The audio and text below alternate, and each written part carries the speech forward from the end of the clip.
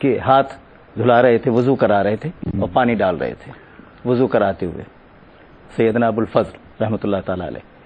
تو ایک دم خیال آیا دل میں کہ میں آزاد ہوں، میں مرید بن کے ایک حصار میں کیوں محصور ہو رہا ہوں، اسیر کیوں ہو رہا ہوں.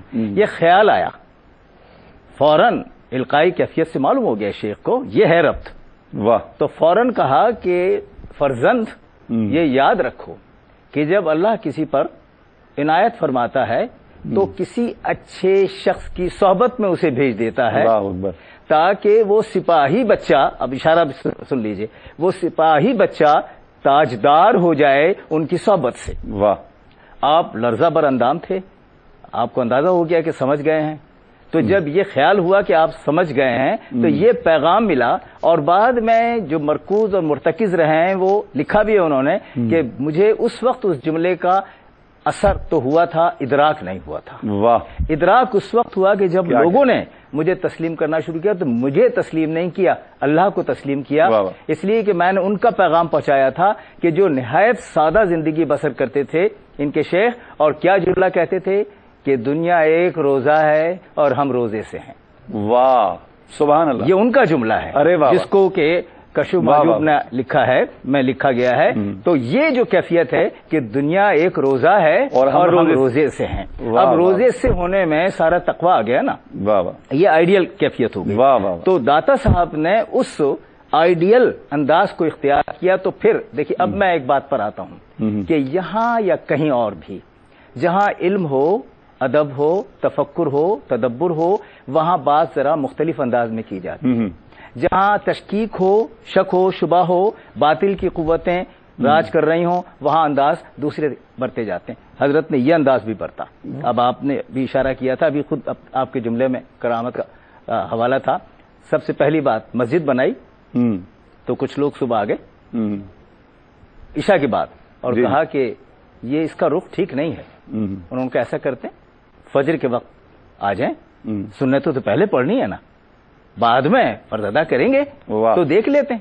سنتوں کی ادائی کے وقت لوگوں نے دیکھا کہ سامنے، بالکل سامنے کعبۃ اللہ تھا. اللہ. جب یہ ہوا تو پھر تو یہ آواز پہنچی باہر تک اور لوگ اس مسجد میں اتنے جمع ہو گئے جتنے پہلے کبھی نہیں آئے تھے. تو یہ پہلی کرامت تھی راسخ ہونے کی قبلے کے. تو یہ مسجد کے قبلے کے راسخ ہونے کی بات نہیں تھی، ان کے عقائد کے قبلے کے راسخ ہونے کی طرف دلیل تھی. واہ. اور یہی وجہ ہے کہ دیکھیں زیادہ تر وہ کیا ہوتا تھا کہ جب مسلمان آتے تھے تو ہدایت کرتے تھے، نصوص کی بات ہوتی تھی. لیکن غیر مسلم آتے تھے تو دوسرا انداز آپ کا ہوا کرتا تھا. ایک تھی غیر مسلم، وہ آتی تھی، بیٹھتی تھی، کبھی انہوں نے نہیں کہا، صرف اخلاق کی بات کرتی تھی. کسی نے آ کے کہا کہ اس کا حال بڑا خراب ہے، سکرات میں ہے، تو آپ وہاں تشریف لے گئے، اسے دیکھنے. دیکھیے یہ ہے سنت پر عمل کرنا. واہ. ٹھیک. حضور بھی تشریف لے گئے تھے نا، تو اس وقت ہی نہیں پوچھا تھا کہ وہ مسلمان ہے یا نہیں ہے. آپ گئے تو اس نے جیسے ہی آپ کو دیکھا سکرات کا عالم تھا، اس نے کلمہ پڑھا. اس کا مطلب اندر سے وہ مسلمان ہو چکی تھی آپ کی تعلیمات سے. اور یہ پھر کرامت دکھائی لوگوں کو کہ یہ اندر سے مسلمان ہو گئی ہے، اظہار جاتے وقت کر رہی ہے. ایک جھونپڑی میں تھے آپ، ایک بارات جا رہی تھی، رکی وہ راستہ پوچھنے کے لیے. یہ دیکھیے یہ کرامت کی بات ہوتی ہے. اور انہیں معلوم تھا کہ اس بارات کا جو خاص ہے دولہا کا باپ، وہ بڑا ظالم اور جابر ہے، ظلم کر کے آیا ہے. انہوں نے پوچھا کہ یہاں کون رہتا ہے؟ تو آپ تشریف لائے باہر خود نکل کر اور اپنا تعارف کرایا. میرا نام یہ ہے، میرے باپ کا نام یہ ہے. کیسے آئے ہو؟ کہہ لیں نہیں ہمیں تو صرف یہ پوچھنا ہے کہ سیدھا راستہ کون سا ہے. انہوں نے کہا سیدھا راستہ تو اللہ کا ہے. واہ. وہ راستہ اپنا پوچھنا چاہ رہے تھے کہ ہم وہاں کیسے جائیں. آپ نے یہ کہا اور پھر وہ پوری کی پوری بارات بیٹھ گئی، آپ کی بات سنی، اور جب اٹھی تو وہ راستہ تو انہوں نے پا لیا جہاں انہیں جانا تھا، لیکن سارے مسلمان ہو گئے بشمول اس کے جو ظالم تھا. واہ. یہ اندر کی تبدیلی کی بات ہے، دلوں کی تبدیلی. کیا کہنے جناب، ماشاءاللہ. بہت خوب پروفیسر صاحب، آپ نے یقیناً کرامت کا بھی ذکر کیا اور بڑے خوبصورت انداز سے آپ نے حضور داتا صاحب کی تعلیمات بھی لوگوں تک پہنچانے کی کوشش کی. شاہ صاحب یہ میں عرض کرنا چاہ رہا تھا کہ بڑی آسان سی بات ہے کسی اللہ کے ولی کے پاس جا کر بیٹھ جانا، پتہ چل جائے کہ کوئی صاحب نظر صوفی کی بات کر رہا ہوں میں، جو اصل اہل اللہ ہیں. آسان سی بات ہے، اب چلے گئے. لیکن آپ گئے، جا کر بیٹھ گئے، لے کر کیا اٹھے؟ اور پھر کیا آپ نے اس کو اپنی زندگی پر آپ کی زندگی میں اس کا کئی اثر نظر آتا ہے اس اللہ کے ولی کی صحبت کا؟ اور ادھر میاں صاحب فرماتے ہیں کہ فضل تیرے نل مولا لوہے تردے پھٹیاں دے سنگ جڑ کے کتے بھی جنت جان محمد چنگیاں دے سنگ رل کے، تو اچھوں کے ساتھ بیٹھنے والا کتا بھی جنت میں جائے گا۔ تو کیا ہم جو اہل اللہ کے دامن سے وابستہ ہیں، اہل اللہ کی صحبت میں آتے جاتے ہیں، تو کیا ہمارے ساتھ یہ معاملہ نہیں ہو سکتا؟ جی بالکل ہوگا، بالکل ہوگا۔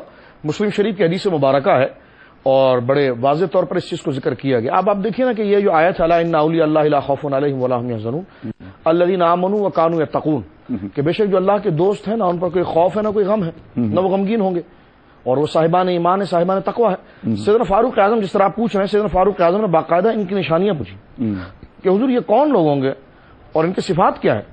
تو بخاری شریف کے اندر موجود ہے، سرکار دو عالم صلی اللہ علیہ وسلم فرمایا کہ یہ وہ لوگ ہیں کہ جب اپنی قبروں سے اٹھیں گے تو اللہ رب العالمین جل وعلا کے فرشتے ان کا استقبال کریں گے، اور ان کے لیے اس گھیما گھیمی کے ماحول کے اندر، افراتفری کے ماحول کے اندر، جب بچہ ماں کے کام نہیں آئے گا، ماں بچے کے کام نہیں آئے گی، اور سارے رشتے ناطے ٹوٹ جائیں گے، لیکن ان کو یہ اکرام اور اعزاز دیا جائے گا کہ نورانی ممبر ان کے لیے سجائے جائیں گے۔ واہ واہ، یہ کہہ دینا کہ قیامت میں کوئی کس کے کام نہیں آئے گا، یہ ذرا اعتدال سے بات کرنی چاہیے، توازن سے بات کرنی چاہیے۔ قرآن کہتا ہے الاخلاء یومئذ بعضهم لبعض عدو الا المتقین، قیامت کے دن ہر ایک دوسرے کا دشمن ہوگا مگر جو اللہ والے ہوں گے اور جن کا رشتہ اللہ کے لیے کسی کے لیے ہوگا وہ دشمن نہیں ہوں گے، بلکہ وہ پہلے سے زیادہ گہرے دوست ہو جائیں گے۔ ٹھیک ہے، اب یہ رشتہ نہ تھا، فرمان کو نورانی ممبروں پر بٹھایا جائے گا اور ان کا اعزاز و اکرام اتنا ہوگا، سرکار دو عالم خود بیان فرماتے ہیں صلی اللہ علیہ وسلم فاروق اعظم سے رضی اللہ تعالیٰ سے کہ پھر انبیاء جب ان کے قریب سے گزریں گے تو ان پر غبطہ کریں گے، رش کریں گے کہ یا اللہ یہ کون لوگ ہیں، چہرے چمک رہے ہیں، نورانی ممبر پر بیٹھے ہوئے ہیں، نورانی تاج سر پر رکھا ہوا ہے، کیا یہ نبی ہے؟ اللہ فرمائے گا نہیں۔ کیا یہ رسول ہے؟ کہا نہیں۔ مولا یہ کون ہے؟ فرمائیے میرے وہ بندے ہیں جن کی زندگی اس حال میں گزری تھی کہ یہ محبت میرے لیے کرتے تھے اور دشمنی میرے لیے کرتے تھے، اپنی ذات کو انہوں نے فنا کر دیا تھا۔ مسلم شریف کی حدیث مبارکہ ہے کہ شخص جا رہا ہے ایک بستی کی طرف، یہ بھی واقعہ حضور نے ذکر فرمایا صحیح حدیث میں، تو باقاعدہ ایک فرشتے کو اللہ رب العالمین جل وعلا نے انسان کی شکل دے کر بھیجا اور وہ راستے میں رک گیا، اور راستے میں رک کر اس سے پوچھا بھائی اینا ترید، کہاں جا رہے ہو؟ تو انہوں نے کہا جی وہ فلاں بستی تمہیں نظر آ رہی ہے؟ کہاں؟ تو کہہ رہا انا اريد هذه القريه انا ازور لاخي، فرما میرے ایک بھائی وہاں پر آئے ہیں، ان سے میں ملنے جا رہا ہوں اور وہ فلاں بستی کے اندر۔ تو پوچھا گیا کیا کوئی دنیاوی کوئی معاملہ ہے، کوئی آپ نے ان سے قرض لیا لوٹانے جا رہے ہیں یا ان سے کوئی پیسہ لینے جا رہے ہیں؟ تو کہا بھائی دنیا کوئی معاملہ نہیں۔ تو کہا پھر کیوں جا رہے ہیں آپ ان کے پاس، کوئی وجہ سفر کیا ہے، کیوں تشریف لے جا رہے ہیں وہاں پر؟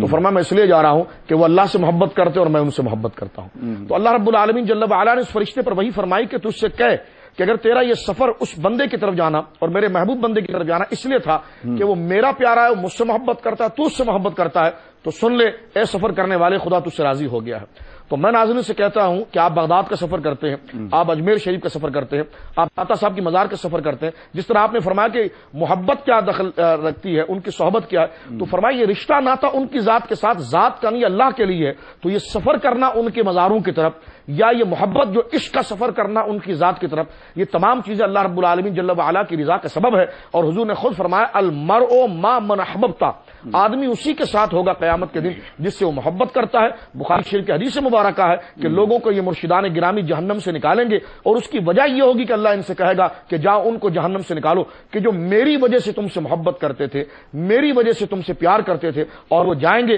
اور ان کی نصرت و امداد اللہ رب العالمین کے اذن سے اور اس کے فضل سے کریں گے۔ تو یہ وہ سارے نتائج ہیں۔ قرآن نے کہہ دیا ہے کہ دنیا کے لیے جو دوستی رکھتا ہے، مادی دوستی رکھتا ہے، غرض کی دوستی رکھتا ہے، وہ اپنی زیست کے، اپنی زندگی کے، اپنی بندگی کے تقاضے کو بھول گیا ہے۔ لیکن اگر میں آپ کو اللہ کے لیے دیکھوں اور مسکراؤں، آپ مجھے اللہ کے لیے دیکھیں اور مسکرائیں، تو یہ رشتہ دنیا میں تو دوستی کا ہے لیکن قیامت کے دن اور گہرا دوستی کا ہوگا۔ اور ایک چھوٹا سا جملہ، اب قیامت کے دن قرآن کے الا المتقین، اولیاء اللہ اور ان سے محبت کرنے والے ایک دوسرے کے دوست ہوں گے۔ اگر کام نہیں آئیں گے تو دوست بننے کا فائدہ کیا ہے؟ تو پتہ چلا کہ قیامت کے دن وہ کام بھی آئیں گے اللہ کے عطا سے، اس لیے ان کو دوست کہا گیا۔ کیا کہنے، ماشاءاللہ شاہ صاحب آپ کا بہت شکریہ، آپ تشریف لائے اور حضور داتا صاحب کے حوالے سے بڑی سیر گفتگو رہی۔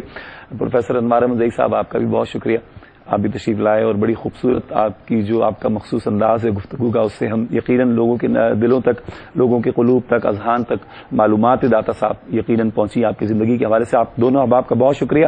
ناظرین محترم، پروگرام کا وقت تمام ہوا اور حضور داتا صاحب کے اس پروگرام میں آج ہم نے کوشش یہ کی کہ حضور داتا صاحب کے بچپن کے حوالے سے، پھر آپ کے استاد گرامی کے حوالے سے، پھر آپ کے اسفار کے حوالے سے ہم گفتگو کرنے کی کوشش کی ہم نے، اور یقیناً مجھے امید ہے کہ آپ کے دلوں تک یہ باتیں پہنچی ہوں گی۔ اللہ پاک پاک ہمیں ان پر عمل کرنے والا بنا دے اور کسی اللہ کے ولی کے دامن سے وابستہ کر دے.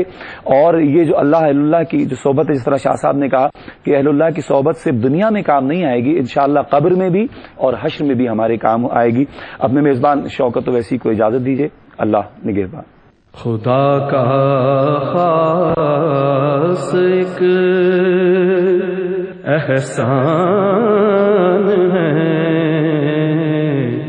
یہ اولیاء اللہ